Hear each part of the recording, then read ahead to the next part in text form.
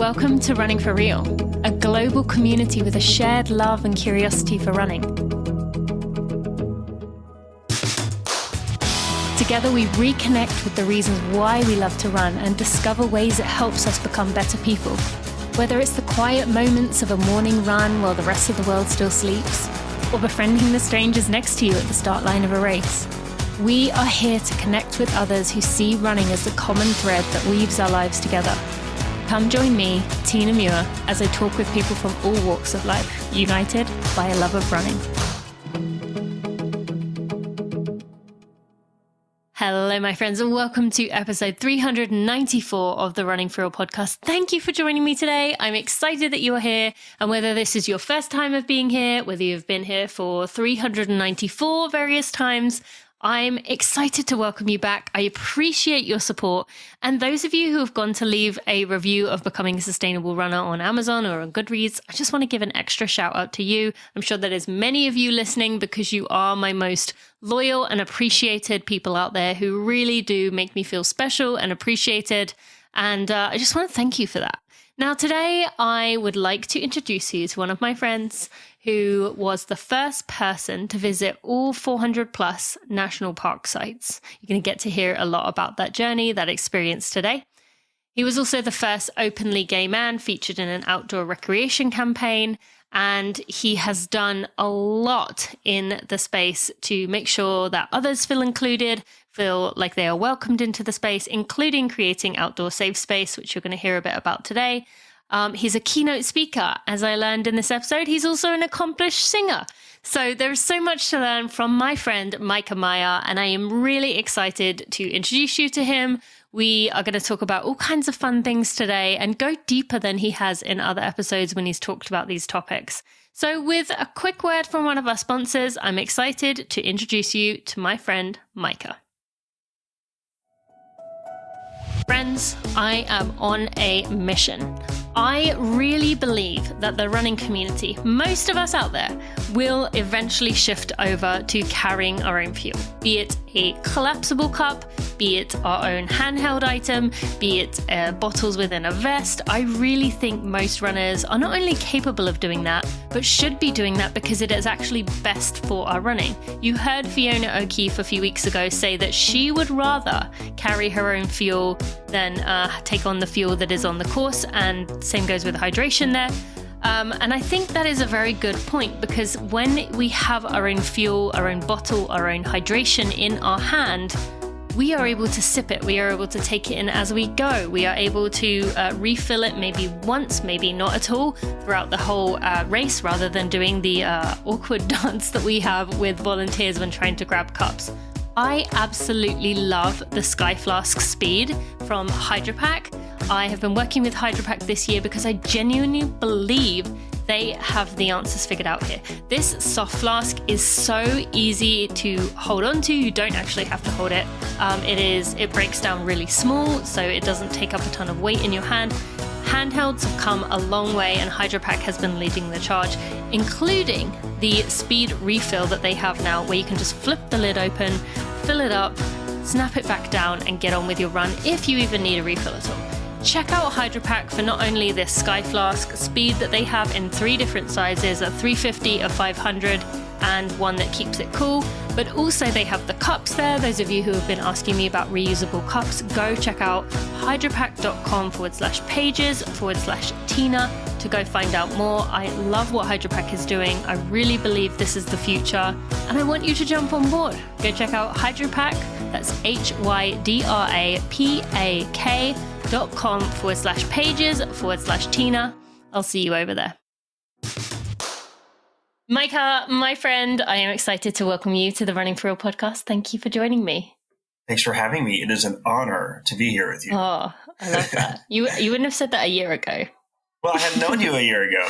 I know. Can I tell people about the day I met you? I swear I could feel you being like, I don't know if I trust this woman. Ooh, I want to hear the story then.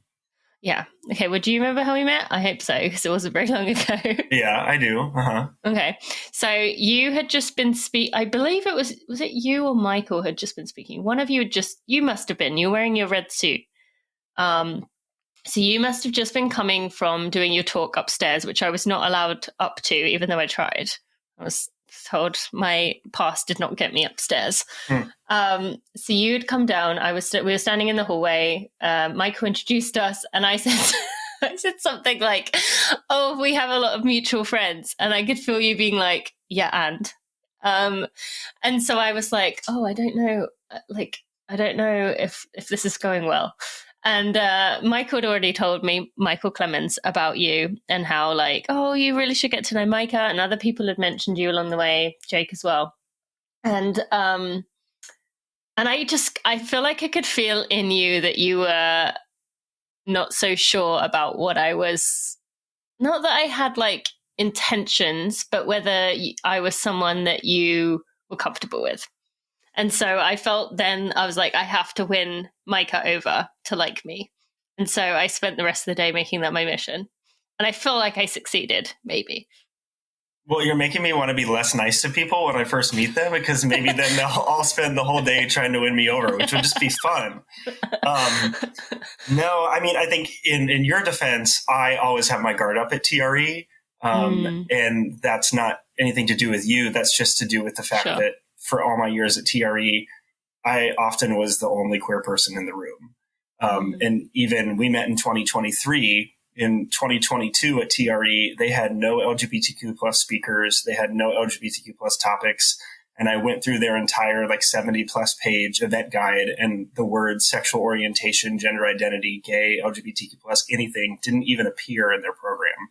So quite actually, queer people did not exist according to the running event in the previous conference. So that's a gathering where I sort of always have my defenses up, because I know I'm coming into I wouldn't say hostile environment, but just environment where people haven't even had to think about us being a consumer.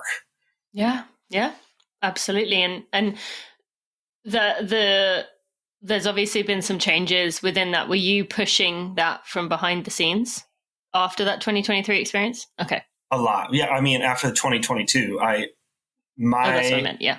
Yeah. My sort of rule of thumb is you catch more flies with honey than vinegar. And so I was mad in 2022 and I wanted to blast it publicly, but that's not going to change anyone's hearts or minds. That's just going to make the people with power more afraid of us angry minorities, And so I privately behind the scenes spoke to people and said, hey, I noticed a problem, but that also means you have a really big opportunity.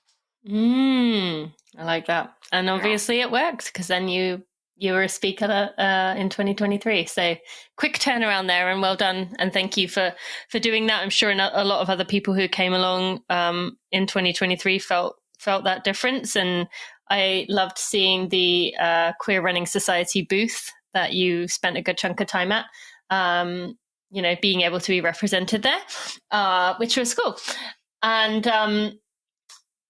so with that, with what you just said there, TRE for listeners, the running event is just a showcase place where brands go and kind of say, this is what we've got coming next year. There's a lot of socializing that goes on. There's also in recent years been a heavier lean on influencers coming in and looking at what is to come to share that stuff. You said there that when you came in, in 2022, it felt like essentially you didn't exist, or you hadn't been considered whatsoever to be tailored to with these products that brands were offering. Just speak to, for someone listening who maybe doesn't fall into any underrepresented group category and is thinking, well, what does that matter? Isn't a shoe a shoe? What would you say to that? Totally. Well, and actually 2021 was my first, the running event. And I went around to every single booth in the expo hall, and I just asked them the same question, which was, what are you doing for LGBTQ plus marketing? And the blank looks on people's faces told me everything I needed to know. I mean, really, it hadn't even been considered. And so to somebody hearing this who isn't queer, I say, imagine being the only woman in a room full of men, or the only Black person in a room full of white people, or the only tennis player in a room full of golfers, or the only Packers fan in a room full of Bears fans.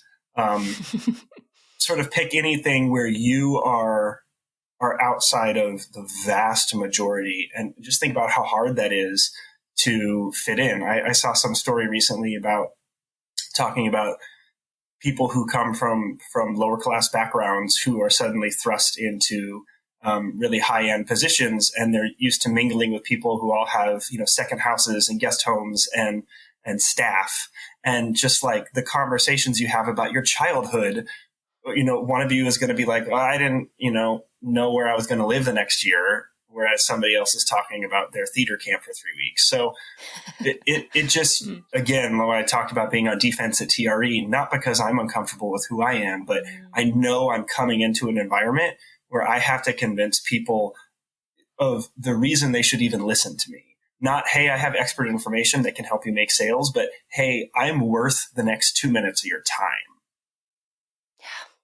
Yeah. And that's exhausting to have to do that over and over again. Super exhausting.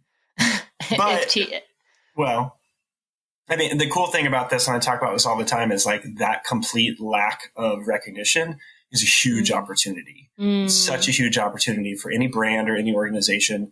And to their credit, I asked that question to everybody, and the best response I got was from the executive director of the Roadrunners Club of America. I said, what are you doing for LGBTQ plus marketing? And she said, nothing. And I said, well, I can help you. And she said, yes, please help us. And 2.5 months later, I was the keynote at their conference. And then the next year, they brought in a colleague of mine, Jake Fedorovsky, who's talked about more specific stuff. And I'm like, that's a great response, is not to be on the defense and say, you're just some advocate who's trying to make me change everything I'm doing, but saying, okay, you clearly have a big opportunity here that no one is taking advantage of, and how can I be a leader? Yeah. Well, and I do think often with these conversations, as you just showed there with the kind of nothing, help us, a lot of the time, it's not that people are waiting to have someone say something like that to them, but it's on their minds. They're aware of it. And then when someone brings it up, they're like, oh, I can talk about this. Like, I feel this very much within the environmental piece of like people having anxiety about the future. And then they come into me and they're like, oh, finally, I can like unload my anxiety on this person. Yeah. But for you, it's like, okay, finally, I have a way where I can like stop feeling this guilt that I know I'm not doing anything about. Well, it was really cool because at 2023's TRE, you talked about the Queer Running Society. And as a result of 2022, it wasn't just the running event, not to single them out. The Running USA, their conference, they had a women's diversity happy hour. They had a BIPOC diversity happy hour. And we pointed out to them like, hey, you should probably have an LGBTQ plus diversity happy hour. And they straight up said no. Like, we kept offering them free advice and free Zoom sessions, and they kept being actively anti what we were trying to offer them for free. And so we hosted our own guerrilla LGBTQ plus happy hour. And we got so many attendees that's what encouraged us to start the Queer Running Society. And then we got one of our members on the board, and now he's their director of operations. Yes. So a few small committed people. But I say that in the sense of, people can bury their head in the sands all they want and be ostriches when it comes to diversity, equity, and inclusion, which I now know in 2024 is suddenly a dirty word. But the stats and the consumer opportunities backs it up that at least when it comes to LGBTQ plus people, this is a smart decision, because Gallup just came out with their 2023 polls that shows that 7.6% of all American adults identify as part of the queer community. That's 1 out of every 15. And Gen Z, 22.3% of them identify. Yeah. And so, I always say to companies, are LGBTQ plus people 1 out of every 15 people in your ads? I'm betting to guess they're not even 1 out of every 100. So you're not marketing to 1 out of 15 Americans or 1 out of 5 Gen Z people. And by the way, every single stat about our incomes shows that we make more money than heterosexual couples because we're less likely to have kids. So we have more discretionary income to buy your products. Yeah.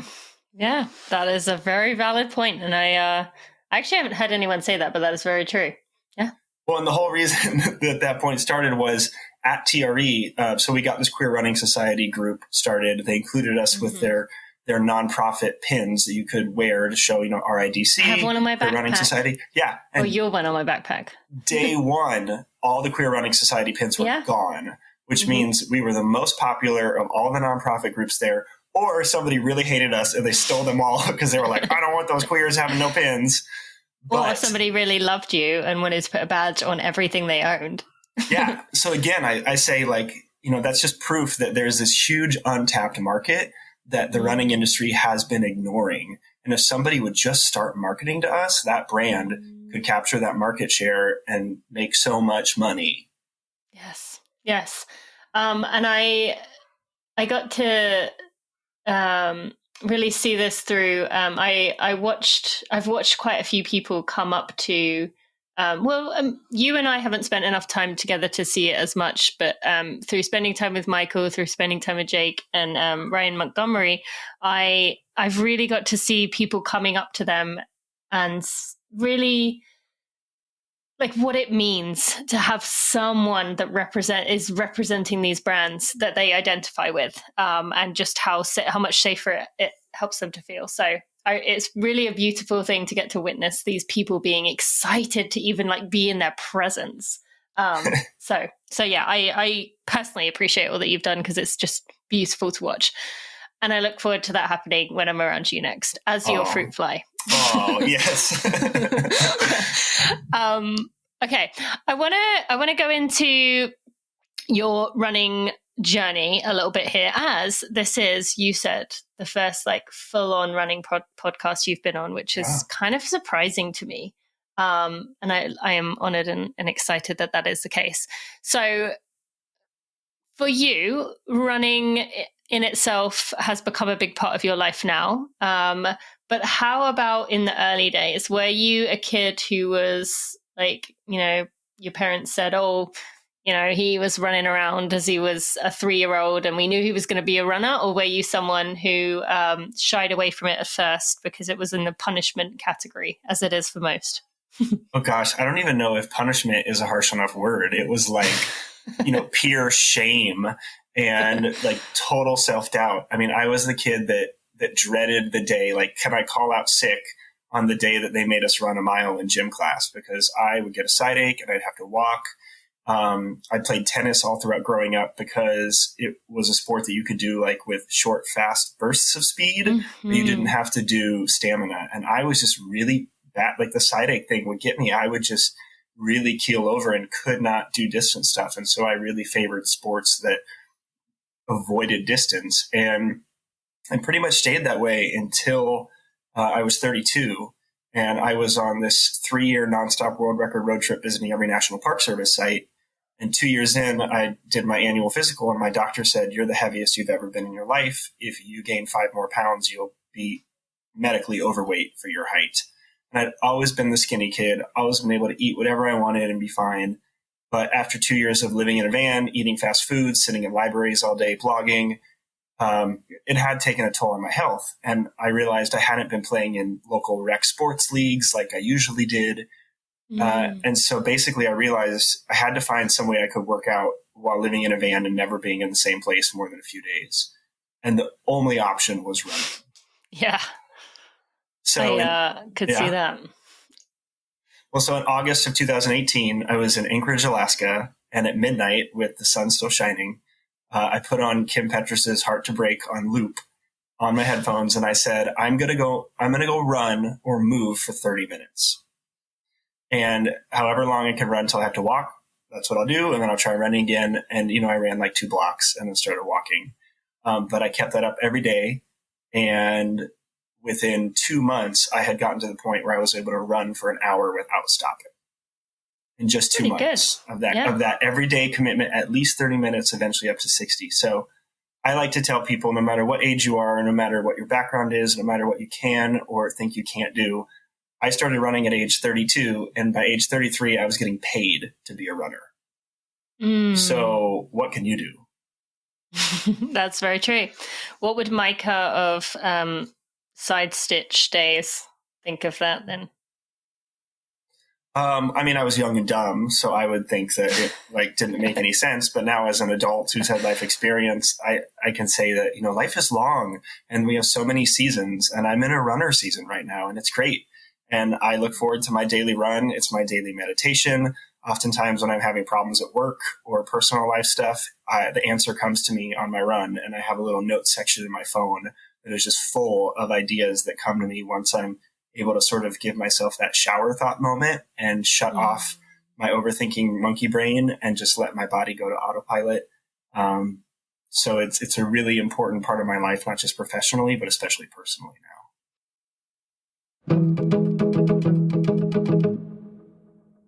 It's important to me that the supplements I take are of the highest quality. And that's why for 5 years, I've been drinking AG1. Unlike many supplement brands, AG1 conducts relentless testing to set the standard for purity and potency. They are continually searching for how to do things better. They've made 52 iterations of their formula, and they're always continuing to change on that. So many people have been asking me if I do actually drink AG1 every day, and I do. And there is a reason for that. There is a reason I am having it twice a day right now as I am preparing for my surgery and recovering from my surgery. Quality for AG1 isn't just a buzzword. It's a commitment backed by expert-led scientific research, high-quality ingredients, industry-leading manufacturing, and rigorous testing. At each step of the process, AG1 goes above and beyond industry standards. So I know I can trust what's in every scoop of AG1 because it is NSF certified for sport, one of the most rigorous independent quality and safety certification programs in the supplement industry. And taking care of my health shouldn't be complicated. I love that AG1 simplifies this by replacing multiple health supplements like vitamins, digestive aids, immune support in one simple scoop. It covers my nutritional bases and sets me up for success in one scoop, 60 seconds. AG1's ingredients are heavily researched for efficacy and quality, and I love that every scoop also has prebiotics, probiotics, digestive enzymes for gut support. I've partnered with AG1 for so long because they make such a high quality product that I genuinely look forward to drinking it every day, or twice a day as I do right now.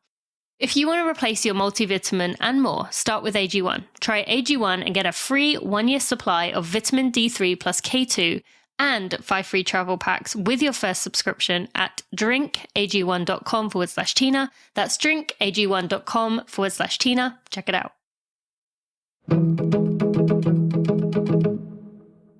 Yeah, and I think for people who fall into the work source that you and I do, where it's kind of very much, someone had a really good word for it the other day. What was it called? I wish I could remember. It really described it, but basically where you're kind of always looking ahead to the next gig, for lack of a better word, but be it a speaking opportunity, be it a campaign, be it something, you're always thinking ahead, but the money is kind of coming in like chunks. And so it's not like a nice level, stable thing. But I really notice with that kind of work, you have to be able to have that creative side of you, to be thinking through ideas, be thinking through opportunities. And when we don't leave that space for thinking, the thinking tends to come at night when you're trying to sleep or during waking up in the night. But then when it comes in that way, it's like somehow rolled in with a load of other things that you're nervous about, worried about, thinking about. So it just isn't productive. And that run time is like the perfect time to, spend the first, 20 minutes untangling all the random ends. And then you kind of get a thread and it comes through like towards the end. And same thing, very much basically is the time where the ideas come through and I really am able to process. So I think it's become that for a lot of people, but it's so easy to shove in headphones now. But there's something really beautiful about using that time to just let the ideas flow. So I'm glad you do that. Well, and I still run with music. So you do? Those thoughts are flowing even with Kim Petras in the background. Okay, I was still going with Kim Petras. Yeah, totally. Like every day? Oh, no. Not just Kim Petras. I mean, like music or podcasts or right now where I'm living, the sun sets right around 7:45. And I'm a big Survivor fan. So on Wednesdays, I will like listen to Survivor live on my phone while I'm running because it's too hot to run anytime other than sunset. But what did the adding running in, once you did get to the point where you were running an hour comfortably, what did that do to the experience of visiting these national parks? As I'm assuming some of the exploration then started to come from, getting to see them from a different angle as a runner instead of just hiking. Yeah, total game changer. I mean, I've been a professional adventurer, so basically full-time traveler for about 4 years now. And the amount of location that I'm able to see now as a runner is tenfold. And it's one of my favorite parts of visiting a new place is getting to sort of pick a direction and say, oh, I want to see that part of the city or that part of the park. And just go and see it on foot, and like even running past parked cars or stuck in traffic. If you're at Yellowstone, if there's a bison, you're basically going to be stuck in traffic for an hour because everyone's going to slow down to look at it. And so just that ability to see places on foot and to experience so much more is one of my favorite parts about running while traveling. Yeah, no, I can imagine. Did you merge those pretty quickly once you started running? Well, yeah, I had to. I mean, I was living in a van and I was in a different city every few days or a different park. So it was basically like run wherever I was. Okay. And so it was, let's go into the part of being in these parks, running where you were, running from wherever you were parked, getting to see all these different sites on a daily basis. Beautiful locations. I'm assuming there were some that were, maybe not as exciting as you might think. But what did that do for setting your expectations of what running was, so that when you stopped doing, these national parks, did you find you had an unrealistic expectation of what running was meant to be, just because you'd had all these beautiful locations? It's funny, even with like the first year of my running journey being so varied and so diverse when it came to what I got to see, I now run the same trail every day. Like when I'm at home, I sort of have my loop and it's like, I can do variations of it, but it's like 10 to 20 miles and I can sort of pick which bridges I want to cross or which sides of the river I want to run on. But more often than not, I take the exact same route. And I think that just aids in that sort of shutting my mind offness, where I get used to the path. So my body goes on autopilot, which then frees up my brain to do whatever it wants. And there's a real beauty of it too. Like at one point, I saw the same guy every night at sunset taking a photograph of the Minneapolis skyline. And every night, we never spoke, but it was like every night I'd run by and we'd look at each other and it was like, hey, we were both regulars at the club, basically, and nodded over our drinks. And just cute stuff like that, where, your community takes on a personality because you're seeing it every day, just like a good friend. When I lived in Philadelphia for 2 years, there was this guy, I can't remember his name right now.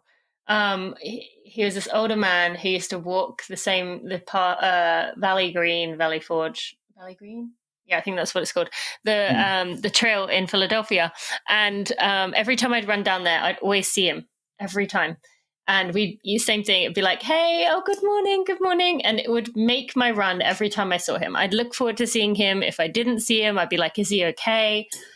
And then one day I was like, you know what? This is ridiculous. I need to find out what his name is. So I stopped him. I talked to him. I ended up taking his picture and I still have it on my phone.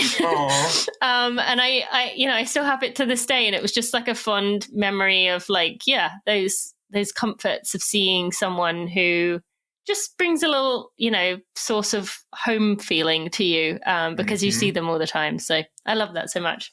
And have you seen that guy recently? No, because I'm actually currently living in the city where we met. I'm in Austin, Texas. I've been wintering here because the trail down here is so amazing. Even a friend of mine who works for the Twin Cities Marathon, which has been voted the most beautiful urban marathon in America, he said that is, in his opinion, the town around downtown here is the most beautiful urban running trail in America. So, as in the Ladybird Lake Trail, or whatever the 16 names that people have for that. Town Lake. It's a 10-mile loop, and there's a bunch of bridges, so you can sort of break it up however you want. But I go every day around this, and there's a number of running clubs that meet here, and they say too, they're like, if you want to go 3 miles, turn around at this bridge. If you want to go 5, turn around at this bridge. 7, this bridge. 10, this bridge. And it's just nice because it's a mix of pavement and dirt, and it's really well maintained, and you never have to cross a road. So again, you can like turn your brain off and just physically go, and it's beautiful. There are tons of very well taken care of bodies, and so many adorable dogs. So at minimum, if I'm like, I can't run, I'm like, well, you're really good looking and your corgi is adorable. You're like, I'm going to stop to tie my shoelace here for a minute. Pretty much, yeah.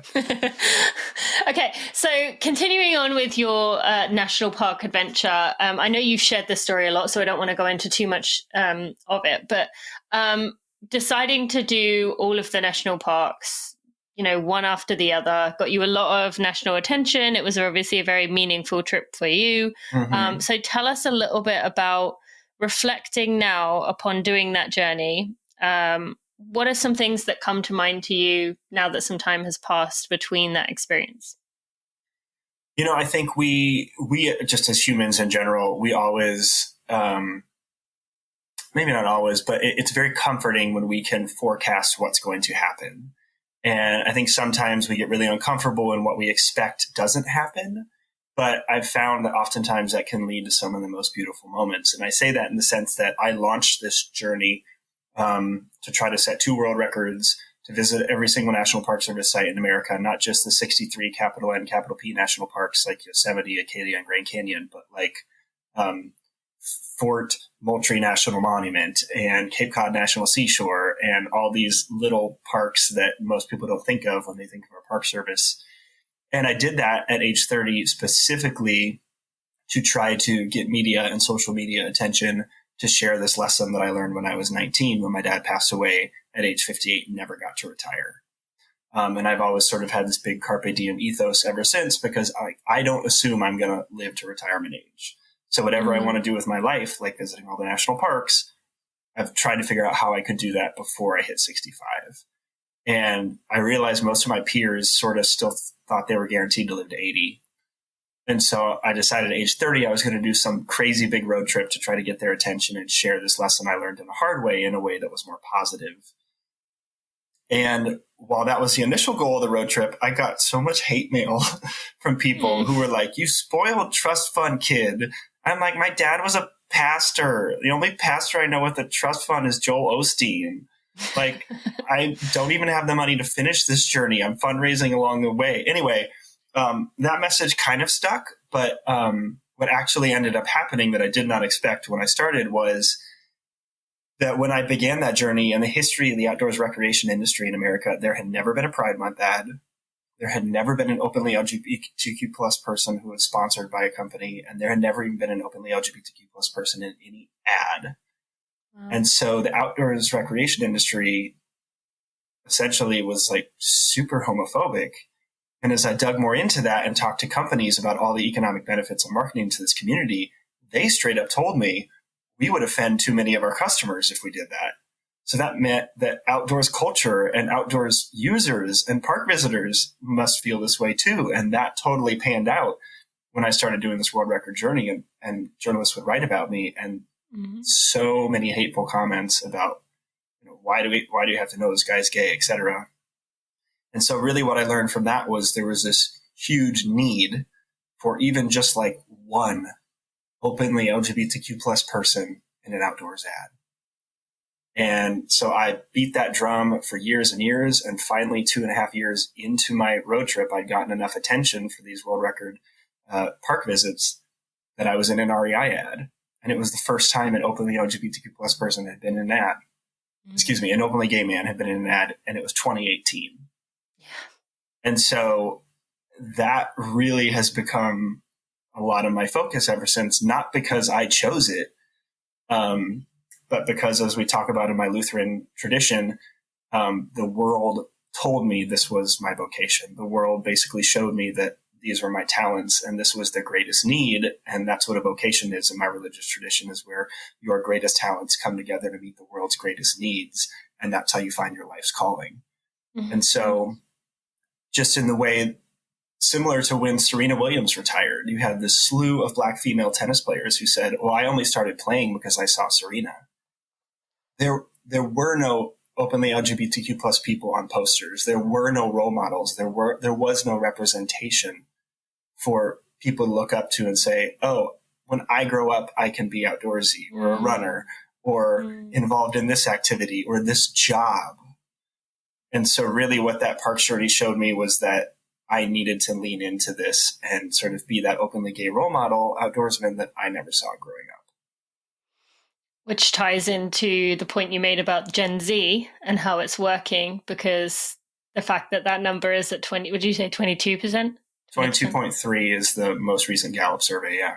Like, you know, that's because the examples are there now, and the shame isn't, of course, it's still there in many families and many communities, but it is possible to find people who you can look to. And actually, it's so interesting that many, if not most, of my podcast guests are people who have kind of been very much what you mentioned of that meshing, you know, of who you were meant to be, what you were meant to do.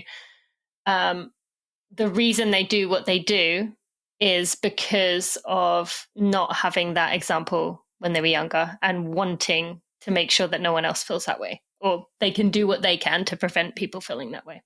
And that's really a powerful thing, clearly. So thank you for sharing that.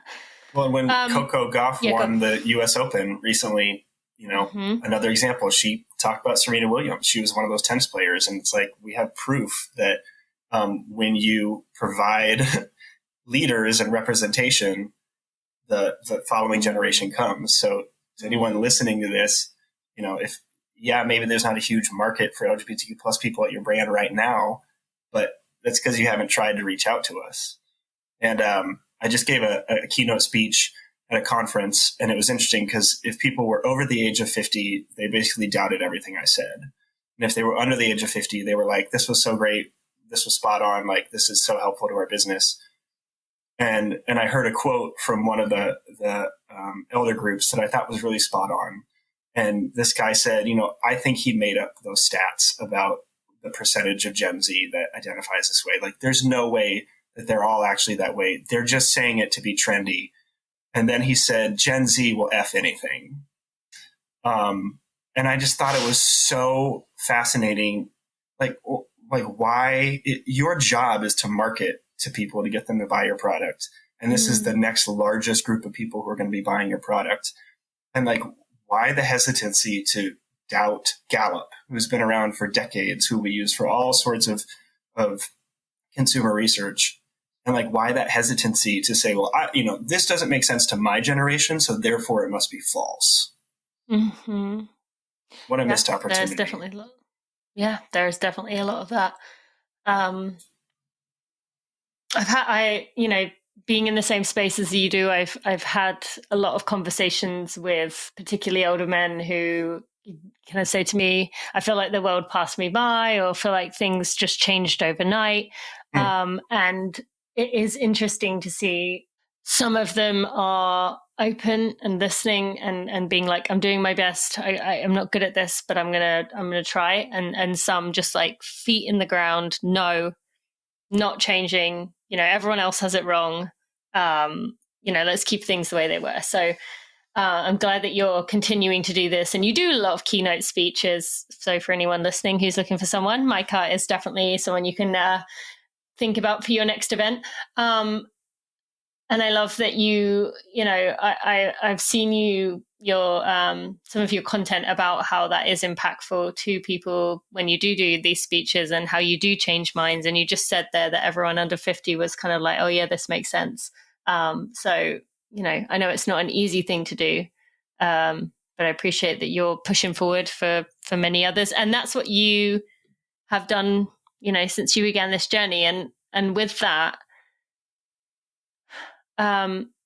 you being that, the Serena Williams here of being that first person to really be an example for others, has it ever been challenging now that there is a lot more people in the space, doing this work, to see that like you carved the path, and there must be like a real moment of pride of like, I kind of cracked the door open. I got my, I pulled a little bit of light through, and now they have fully opened the door to let others through. But has that ever been tough? Because I'd imagine some of the Gen Z people kind of didn't even see the work that you had to do to get to that point, to open that door, because they didn't know what it was like, when you were growing up. Yeah, I mean, there's a story I tell often during my speeches where I talk about how when I grew up, the only examples I had of LGBTQ plus people were what I saw in newspapers or on TV. There was no social media. And so like my only concept of a gay man was a drag queen or a hairdresser or someone dying of AIDS. And when I give those speeches, I see the younger people in the audience kind of frown their face at me like, how could you say that? I'm like, but that was the reality when I was growing up. Like, we didn't have social media where you could see gay couples going through IVF and sharing the whole journey on their Instagram, which is incredible now that we have that representation. So it is definitely sort of one of those moments as an elder where I'm like, you didn't know how bad it was. But at the same time, like, nothing gives me more joy than seeing the next generation run.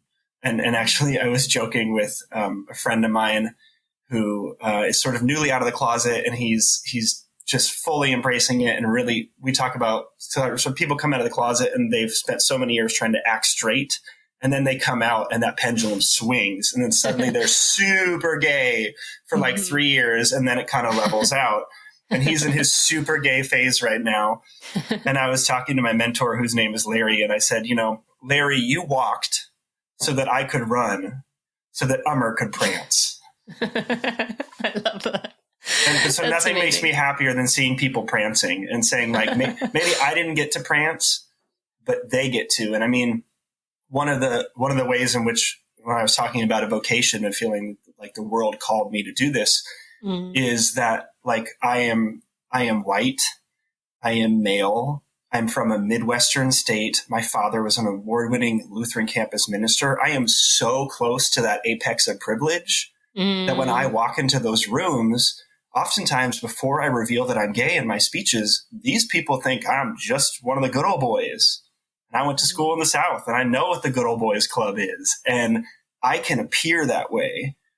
And so to have that privilege to be so close and then say, hey, I'm just like you, except for this one tiny thing, I think in a lot of ways allows me to reach people who could not make the leap to somebody on the far end of the queer spectrum. But my hope is that by being that close to them, I can be their gateway drug, and I can open the door to where then they can consider a bisexual person or, a non-binary person, and then sort of safely hold their hand and lead them into that prancing world. 100%. Wow. I actually feel like that's so interesting you say that, because I feel exactly the same way in the environmental movement. Like I'm the one that's planting the seed. I'm like, like, first touch point, and then from there I can kick it up to the next level of people who are a bit more, going to make people do things that are actually going to start to make a big difference.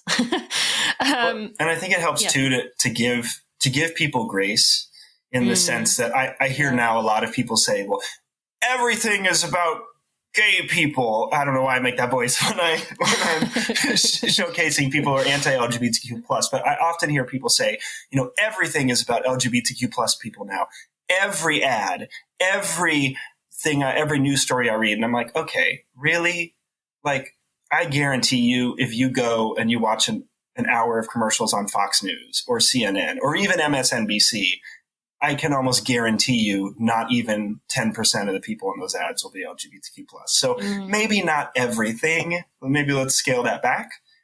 But then when you think about it, if you're living in a world where 100% of the people in the marketing that you see every day and in the TV shows you see, The Bachelor and The Bachelorette, ads for families, they're all heterosexual couples. So if you've lived in this world for 10, 20, 30, 40, 50, 60 years, and now suddenly of those 100% of ads, 10% of them have LGBTQ plus people. Oh, yeah. It's not that everything is LGBTQ plus people now, but it is that it's 10x what it had ever been in your life. So it might feel like everything. Whereas the reality is straight people still have 90%. But I understand these people who say, you're taking away my rights. You queer people, you want special rights and you're taking away my rights.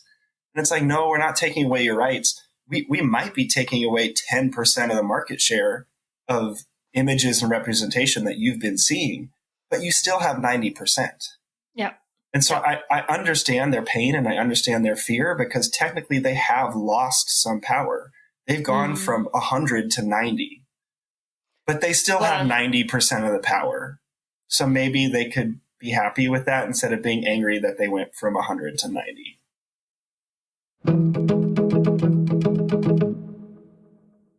Thank you to Tracksmith for sponsoring this episode of the Running for Real podcast. I have been working with Tracksmith for 5 years now. I have loved every moment of it, the support that they give to me, the support that they give to the running community. I want to remind you that there is still time for you to get the PR bonus. That's getting $100 off your next Tracksmith purchase by setting a new PR in 2024. Be sure to go make the most of that opportunity while you still have it. That is a huge give from Tracksmith to support runners in their pursuit of goals, whatever that may be. Doesn't matter how fast your PR is. If you can prove that, you will get that $100. Go check that out right now. If you have not already, you can go to tracksmith.com/Tina.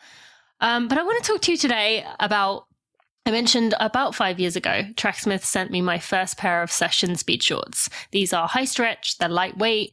They have about, I guess I shouldn't say the inseam because it's different for men and women, but they do have this shorter inseam, and it's just at the right length on my leg. Now, that first pair of shorts they sent me, I still wear multiple times a week in a row, wash it, wear it again. It is my go-to. I have used it hundreds of times, and it is still the exact same quality it was when I first got that pair. These shorts are my favorite by far, and they are something that I continue to use year after year. I encourage you to go check out those session speed shorts and the other items that Tracksmith has on offer. Remember, Tracksmith is known for the quality, the durability, which is one of the best ways we can be environmentally conscious. You can go to tracksmith.com/Tina to check out my favorites. Be sure to go check out that PR bonus if you have not already.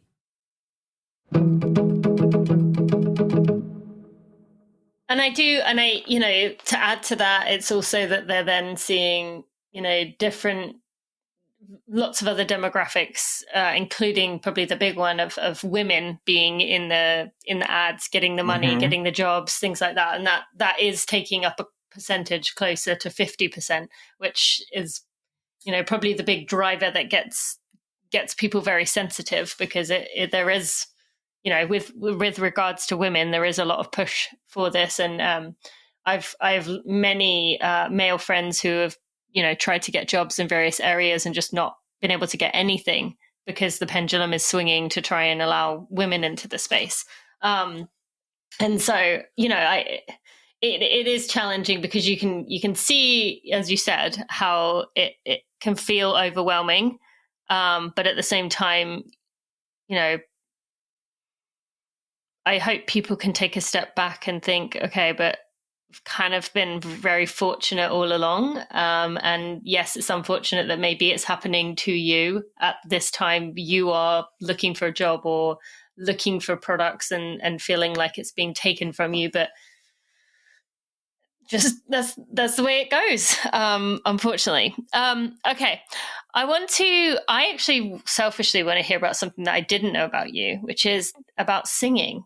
You're a singer. Gosh, give away all my secrets, Tina. Come on. Well, it's not really a secret, is it, on your website? I didn't know that. So tell me about that piece of things and I want to hear more about it. Yeah. So again, when people are like, I'm too old to do whatever, to start running, to go on my dream life goal, whatnot. I like to remind people that I am from the flattest state in America. And I set a world record visiting our National Park Service sites. And also I'm a trained classical male soprano, and I'm sponsored by major outdoors brands. So, I don't care what your past was, like anything is possible. Yeah, I did in my undergrad and my master's in classical singing, specifically in opera, specializing in Baroque music from the 1700s as a countertenor, which is a male alto or male soprano. And this actually used to be the Justin Timberlake of the 1700s, because back then sort of the idea was whoever can sing highest, they're the most heroic. So in operas, like the bass is usually the villain. The tenor is the hero. So like the lowest male voice is the villain. The highest male voice is the hero. The lowest female voice would be like the best friend of the highest female voice, which would be the ingenue, like the love interest.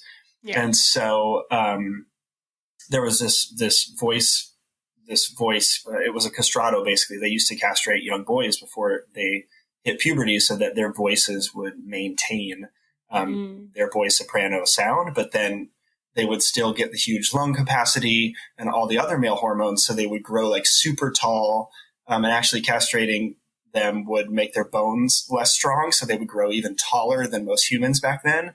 Oh, so imagine like this like 6'8" guy singing higher than most female sopranos, and he could sing longer because his lungs were bigger. Like basically the most high singing heroic human being you could imagine. And then at some point society was like, we probably shouldn't be doing that to boys. But there was this tradition, especially in the English church, of countertenors, which are men who are fully anatomically intact, being trained to sing alto or soprano, much in the same way that, LeBron James had a knack for talent for basketball and was trained to use that skill. There are just some men who are sort of built this way to be able to sing this high. And if you train it and grow that skill, then they can do it higher than women. So I did that all throughout my 20s, sang with professional symphonies and opera productions, and was a singer at the National Cathedral for most of my 20s, which is what I was doing when I was building the van that I then moved into for this national parks journey. So that's how you made the money to get started? Is that what you mean? That's how I made the money to start the journey. And then I'd only saved up like maybe 1/5 of what experts said it would take to pull off the journey. So I was singing during my parks journey. I was the guest singer and preacher at 113 churches across America, pretty much every Sunday of my parks journey. And that's how I fundraised the remaining money to stay on the road. Oh, that's so cool. Yeah. That's so cool. Yeah. And then, so was this something, did either of anyone in your family do the opera singing, or like how did you come about discovering that? Yeah, well, my dad was a pastor, had to sing for that. My mom was a music teacher. And then I had 3 older sisters who all did choir and musical theater and dance team. And it's like, I had no choice, basically. And did you enjoy it? I did, yeah. I mean, everybody said I was crazy for going to study music in college. And I said, well, look, I'm going to do it as long as I'm getting my tuition paid for by it. And I got a full tuition scholarship to undergrad and a full tuition scholarship to grad school. So I was like, look, as long as it's paying the bills, like, I'm going to keep doing it. I love that. And that's really, so that was going to be one of the questions I asked earlier about the trip with the, traveling across the US, moving constantly. It must have at times been lonely. But from what you just said there, maybe that was a way of like connecting in, dialing in with other humans and community while you were going. It was insanely lonely. I mean, I had a boyfriend who came along for the first year of the 3-year journey. And after a year, he was like, I can't take this anymore. He was like, it's, I love you, but like, I just can't live in a van anymore. And that's pretty legit. So then it was 2 years after that of never being anywhere long enough to go on a second date. And really, at a point, getting really tired of living on the road nonstop. But it was hearing from people around the world who would write in every day and say what this journey meant to them and how it was inspiring their life. And that's really what kept me going. So those random people on the internet, for every person who would leave a hateful comment, there'd be one really kind message from somebody in Cambodia who was like, this means the world to me. And you're like, okay, I got to keep going for them. So at what point, what are some points you remember where you did reach that point of like, I don't know if I can take this? I'd imagine like with running, when we do a race, there's probably one that happened earlier than maybe you expected.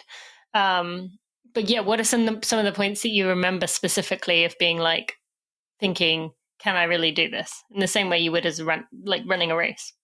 Yeah. So, I mean, the first fall without my boyfriend, so that would have been a year and a half into the journey, was really hard because the sun starts setting earlier. It's colder. It's lonely.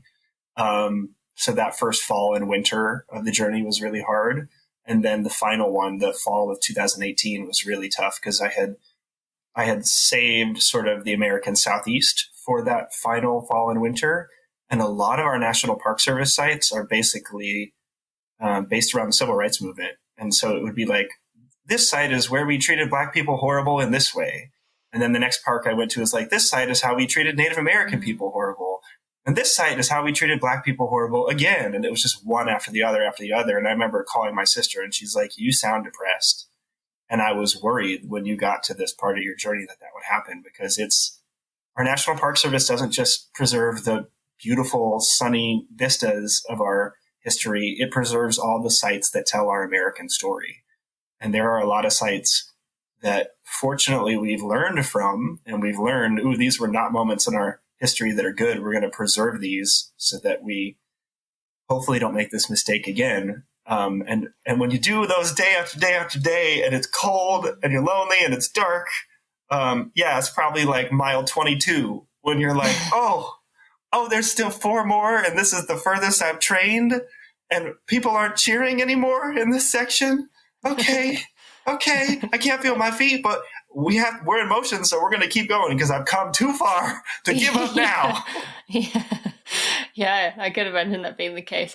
And did you, that is obviously extremely hard hitting, being confronted with just the choices that people made in the past that were horrific. Was there also an element that was difficult? Okay, so when I ran the Bryce Canyon 50 mile last year, I noticed maybe about mile 40 that I started to get in the mindset of like, there's another, oh God, I can't remember the word. What's the name of the rock? Hoodoos. The hoodoos, that's the word. Like, there's just another one. Like I started to get in the mindset of where it like lost its beauty, and it's like, there's another one, and there's another one, and there's another one. Did you get to that point with the parks in that even though you're seeing a beautiful site, you're like, okay, well, it's kind of the same as that one? Yeah, my mentor grew up in Washington State, and he was my college professor. And so he was back home in Washington over the summer when I got up there. And we met up at Mount Rainier National Park, which, if you know anything about Mount Rainier, it's like this incredible mountain that you can see from Seattle, and it's stunning. And we got there, and I was like, okay, another mountain. Yeah. I mean, those were his words. I didn't say that exactly, but he's like, your attitude is basically like, okay, I've seen like, a ton of these in the past year. And so it did have those moments where it was like, okay, another one, but also so many incredible experiences, like being in the Arctic Circle. And there's not a lot of other Arctic circles that you're like, another caribou. Okay. Yes, that's something I just was curious. Every time I think about you doing that, I just imagine, you've seen this stunning site and you thinking, I know this is supposed to be stunning, and it is stunning, but I'm kind of like hardened to it at this point, like your perspective has shifted and you're tired from doing it again and again. Are there any, I have to ask the question of like, give people 3 places if they haven't been in the US. What would you say? Yeah. So you were talking about like stuff becoming monotonous. I think the other benefit to how I did that journey, was like, I couldn't afford to do it any other way. It was the most economical way of checking off this bucket list for my life. But I got to compare the parks really well. I've actually ranked every single park in order from 1 to all the way down to 400 of like the best and which ones you as the visitor should experience. And I've never released that list publicly because I'm hopefully going to have a TV show where I take you through each one of those. I'm working on that right now, trying to get that TV show picked up by a channel. But because of traveling in that way, I got to rank them all in that way that I had such close proximity to all the other experiences. So I was really able to compare them that well. And to that, I would say one that I really like to recommend is Buck Island Reef National Monument. It's in the Virgin Islands on the island of St. Croix, which is definitely the less visited island compared to St. Thomas or St. John, which has the capital N, capital P National Park on it. And Buck Island Reef National Monument is an island off the island of St. Croix that is a natural turtle nesting ground. And President John F. Kennedy went snorkeling there with his family, and he loved it so much that he was like, I'm going to make this a national monument, which I can do with the stroke of a pen because I'm the president. Total Hamilton moment. Yeah. So now it's a national monument, and you can go and you can snorkel this underwater trail. So if you're a big trail runner and you think you've done every trail out there, well, I bet you've never snorkeled the trail at Buck Island Reef National Monument. That's amazing. As a Midwesterner, as somebody who's born in South Dakota, I have to highlight the Badlands, both of North Dakota and South Dakota. A lot of people know about Mount Rushmore, but really close to there is Badlands National Park, which I will get as close to guaranteeing as possible that you will have the most epic sunset of your life any night. Oh, wow. Like every night I was there, the sunsets were incredible. So if you're just like, I'm having a rough time in life right now, I need a really good sunset, go to Badlands National Park in South Dakota, and it'll be incredible. And if you go one state further north in North Dakota to Theodore Roosevelt National Park, it's just like the Badlands in South Dakota, except it's a lot more green.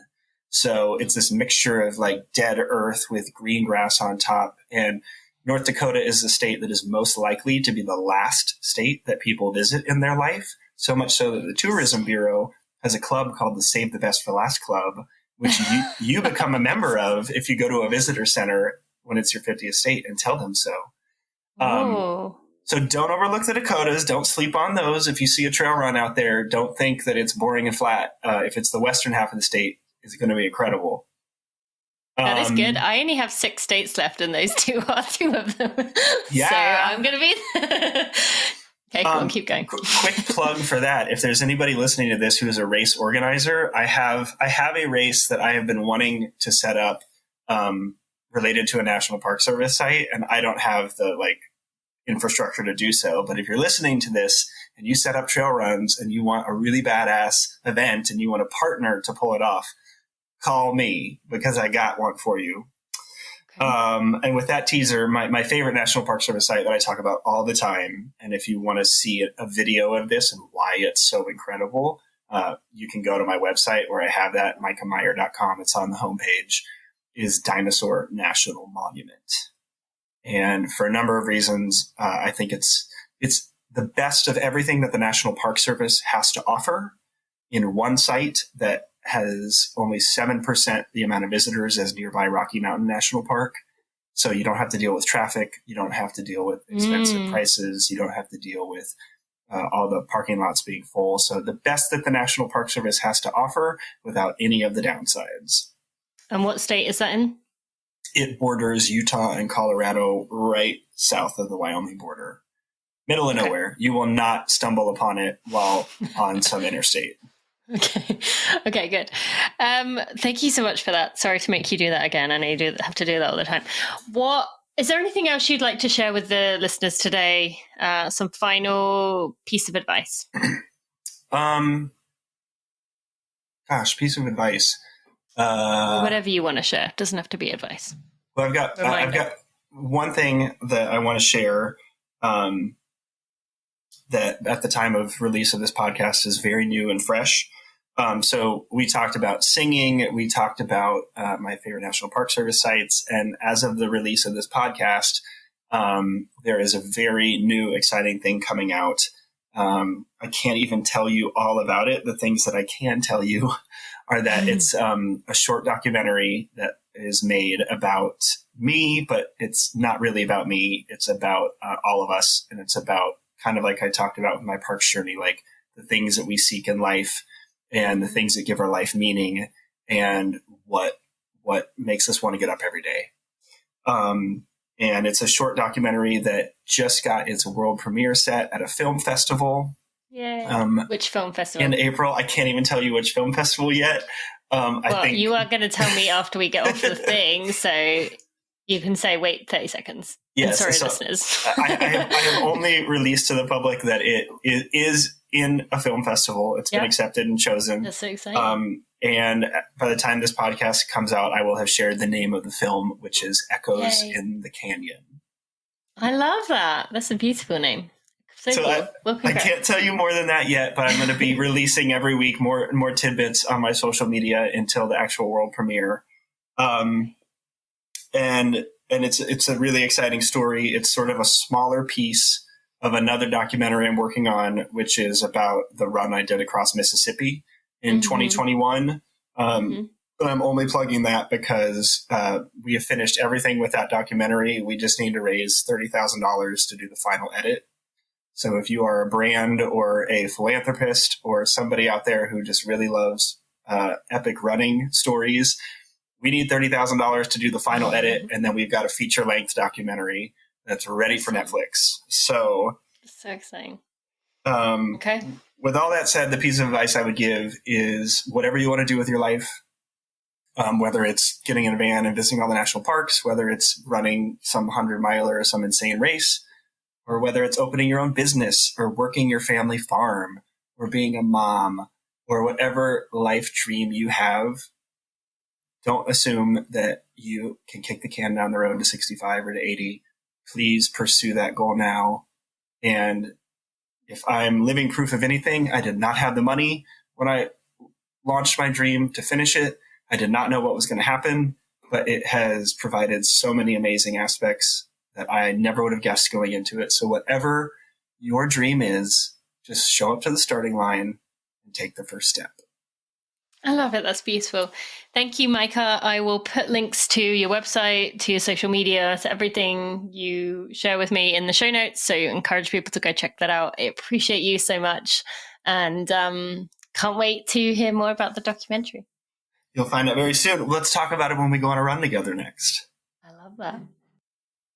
Before we go any further, I just want to give a quick shout out to the Running for Real team. Without them, I would not be able to do barely anything compared to what I'm able to do today. They are behind the scenes. They are there for me. I am just so appreciative of them.